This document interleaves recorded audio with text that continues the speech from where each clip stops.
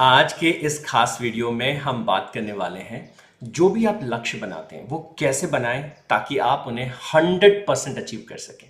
आप अपने बच्चों को सिखाने की कोशिश करते हैं, आप चाहते हैं कि वो बेहतर परफॉर्म करें और आप उनको बार बार प्रेरित करते हैं गोल कैसे सेट करने चाहिए। आज वही टेक्निक मैं आपको बताने वाला हूँ, सिखाने वाला हूँ। अगर ये टेक्निक स्टूडेंट्स सीख जाएं, चाहे वो कंपटीशन एग्जाम की तैयारी कर रहे हैं, चाहे वो स्कूल गोइंग स्टूडेंट्स हैं, अगर एक बार वो सीख जाएं तो वो हर तरह के लक्ष्य को अपने जीवन में प्राप्त कर सकते हैं। अगर आप कोई कंपटीशन एग्जाम की तैयारी कर रहे हैं तो आपके लिए ये बहुत कमाल का होगा। इस टेक्निक को हम कहते हैं वूप।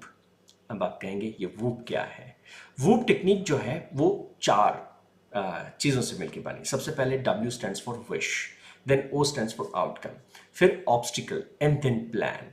बहुत बार क्या होता है, आप लक्ष्य बनाते हैं और लक्ष्य आप कब बनाते हैं? जब आप बहुत मोटिवेटेड होते हैं, जब आपका ब्रेन जो है वो बहुत हाई पीक पे होता है और बहुत ऑप्टिमिस्टिक होते हैं आप। जब इंसान ऑप्टिमिस्टिक होता है तो वो थोड़े बड़े लक्ष्य बनाता है कि मैं इतना कर लूंगा, मैं ऐसे कर लूंगा, मैं एक IAS ऑफिसर बनना चाहता हूं। तो एक बड़ा लक्ष्य आपके सामने रखा। विश या ड्रीम्स बड़े होना कोई बुरी बात नहीं है, दैट इज परफेक्टली फाइन। तो सबसे पहली चीज जिसे आपके ऊपर जिसके ऊपर आपको काम करने की जरूरत है वो क्या है? विश। लेकिन जो भी आपका ड्रीम है, ये टेक्निक कहती है क्या कि उस विश को विजुअलाइज कीजिए, उसे अपने दिमाग में देखिए। और अगर आपने उस लक्ष्य को प्राप्त कर लिया तो उस आउटकम से आपको क्या प्राप्त होने वाला है उसको जरा एक बार आप एहसास करिए। तो ये टेक्निक कहती है कि अपने सपनों को write down on a piece of paper and apart from that visualise them effectively. जो भी आपको आउटकम चाहिए, जो भी उस लक्ष्य को प्राप्त करने के बाद आपको एक्सपीरियंस होने वाला है, उस एक्सपीरियंस को आप जो है वो अपने दिमाग में विजुअलाइज करिए। और एक बार नहीं, do it at least 3 times in a day. कितनी बार मैंने बोला आपको? 3 बार। हमें जो भी लक्ष्य हमारे पास है, 3 बार, 3 टाइम्स इन अ डे हम क्या करें, उस लक्ष्य को अपने दिमाग में विजुअलाइज करें, उसके आउटकम के बारे में सोचें कि अगर मैंने ये लक्ष्य प्राप्त कर लिया तो क्या होगा, मेरे जीवन पे इसका क्या असर होगा। तो सबसे पहली बात, अपनी विश को लिख लेना। फिर उसके बाद जो आपका आउटकम है उस आउटकम को लगातार लगातार जो है विजुअलाइज कर पाना। ये हुआ ऑप्टिमिस्टिक सोच। लेकिन उसके बाद में ऑप्टिमिज्म को रियलिज्म से मिलाना है। ऐसा नहीं कि बस हमने सोच लिया और हो जाएगा, नहीं। उसके बाद जो हमने सोचा है वो बहुत बार हम सोचते हैं लेकिन 2-4 दिन में वो सब जो है ना आउट ऑफ ट्रैक हो जाता है। तो रियलिज्म से उसको मैच करना जरूरी है और उसके लिए ये सिस्टम कहता है कि अपने ऑब्स्टिकल्स को जो है ओवरकम करें। ऑब्स्टिकल्स क्या हो सकते हैं, क्या बाधाएं मुझे आ सकती हैं, उन बाधाओं के बारे में सोचना बहुत इंपॉर्टेंट। और वो पहले से ही विजुअलाइज कर ले।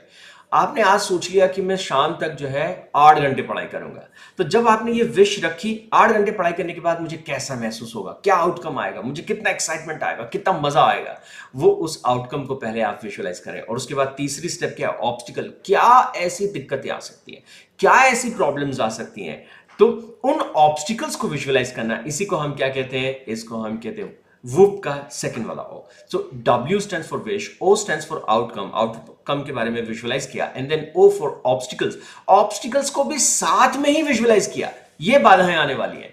आप बच्चों को let's say as a parent, कई बार होता है आप अपने बच्चे को एक लक्ष्य देते हैं, तुम्हें ये काम करना है, तुम्हें इस लक्ष्य पे काम करना है। ओके, बच्चा कहता है ठीक है, लेकिन उसके साथ ही साथ आपको याद रखना चाहिए कि बच्चा ये नहीं करेगा, उसको कई तरह की दिक्कत आ सकती है। इसका ध्यान भटक सकता है, ये खेल में लग सकता है, ये टीवी देखने लग सकता है, ये मोबाइल में इन्वॉल्व हो सकता है। तो you have to think about the different obstacles they may come in the way, और फिर उन ऑब्स्टिकल से बाहर निकलने का प्लान क्या है।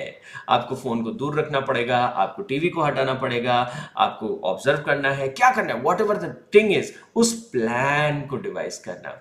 इसलिए यहां पर ये बड़े फेमस साइकोलॉजिस्ट हुए, गैब्रियल ऑटिगन, इन्होंने कहा कि पहले से ही अगर आप अपने दिमाग को क्या प्राप्त करना है, उसके रास्ते में क्या बाधा आने वाली है और उस बाधा को कैसे आप ओवरकम करेंगे, वो पहले से ही आप बता दें तो आपकी सफलता जो है वो सुनिश्चित हो जाती है। ये खास तरह का जो ये वो सिस्टम जो है मेंटल कंट्रास्टिंग की एक कॉग्निटिव थीम के ऊपर बेस्ड है। इंसानी दिमाग कैसे काम करता है, तो उसका एक कॉन्सेप्ट है मेंटल कॉन्ट्रास्टिंग। मेंटल कॉन्ट्रास्टिंग का मतलब क्या होता है कि दिमाग को आप जब भी किसी चीज को करवाना चाहते हो तो आपको क्या करना पड़ता है, उसे कंप्लीट पिक्चर देनी पड़ती है। देखो ये करना है, ये दिक्कत आएगी और इस दिक्कत को इस तरीके से हम ओवरकम करेंगे। दोनों पहलुओं को जब हम पूरी तरह से देख पाते हैं तब जाकर हमारा दिमाग जो है उस पूरी प्रक्रिया में इन्वॉल्व होता है। और जब चौथा स्टेप में जब आप उसका एक प्लान वर्कआउट कर देते हैं, पूरा का पूरा प्लान बना देते हैं, तो उस प्लान से क्या होता है, इंप्लीमेंटेशन इंटेंशन, आप किस तरह से इसे करने वाले हैं वो भी आपके दिमाग को जो है ना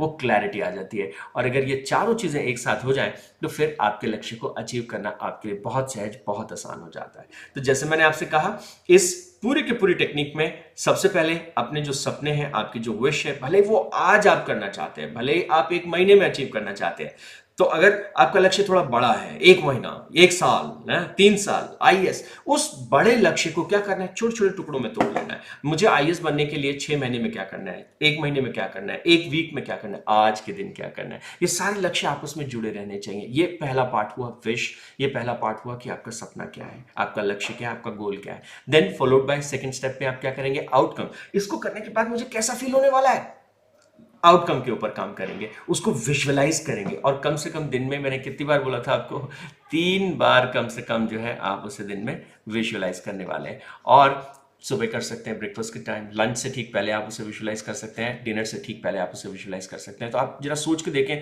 भोजन करने से ठीक पहले 1 मिनट के लिए मैं अपनी आंखें बंद करूंगा और मैं विजुअलाइज करूंगा, अगर मैंने इस एग्जाम को पास कर लिया मेरी लाइफ में क्या होने वाला है, अगर मैंने इसको कर लिया तो मेरे पेरेंट्स की लाइफ में क्या पॉजिटिव बदलाव आएगा, मैं समाज में क्या पॉजिटिव बदलाव ला पाऊंगा, हाँ, मेरे खुद के बारे में सोचने का मेरा नजरिया जो है उसमें क्या बदलाव आ पाएगा। तो लगातार अपने ड्रीम्स को, अपने अपने उस विश को जो है कल्पना करना, उसके बारे में सोच पाना। दूसरे स्टेप में आउटकम के बारे में सोच पाना कि क्या आउटकम उसका होगा, उस आउटकम को सोच पाना, दैट इज द पार्ट। और एंड देन तीसरा, ऑब्स्टिकल्स क्या क्या आ सकते हैं, बाधाएं क्या क्या आ सकती हैं, उन बाधाओं को पार करने के लिए मैं कौन कौन से एक्शनेबल स्टेप्स होंगे, कौन कौन सी चीजें होंगी जिनको मैं करने वाला हूं। ठीक है, तो विश से हमने आइडेंटिफाई किया गोल्स को, आउटकम से हमने विजुअलाइज किया क्या क्या बेस्ट पॉसिबल उससे आनंद प्राप्त होगा, ऑब्स्टिकल्स हमने सारे उसको कंसिडर किया, अच्छा अच्छा ये तकलीफ आ सकती है, फिर हमने एक प्लान बनाया और फिर उस प्लान पे हमने एक्शन किया। बहुत सारे बच्चों के साथ मैंने इस टेक्निक को आजमाया है और जो बच्चे इसे ठीक से अपने लाइफ में इंप्लीमेंट करते हैं, they really achieve great success in life. Achieve करना, सफलता को प्राप्त करना बहुत मुश्किल काम नहीं है, लेकिन उस सफलता को प्राप्त कैसे किया जाए, उसकी जो स्ट्रैटेजी है, उसका जो तरीका है, उसकी जो प्रोसेस है, प्लानिंग है, वो अगर ठीक है तो बहुत आसान हो जाता है, बहुत ईजी हो जाता है चीजों को प्राप्त करना, उसे अचीव कर पाना। तो मैं आपसे यही कहना चाहता हूं कि नियमित रूप से जो आप चीजें करते हैं, नियमित रूप से इस टेक्निक का अपने जीवन में पालन करें, इसे अपनी आदत का एक हिस्सा बनाएं और जो भी लक्ष्य आपने अपने भीतर सोच के रखा है वो लक्ष्य आप प्राप्त कर पाएंगे। वो बिल्कुल भी आपके लिए कठिन नहीं होगा, मुश्किल नहीं होगा। बहुत सारी शुभकामनाओं के साथ आई विश यू कि आप इस वूप टेक्निक की मदद से अपने लक्ष्यों को प्राप्त कर सकें और अपने जीवन में खूब कामयाब हो सकें। Thank you so much for watching this video.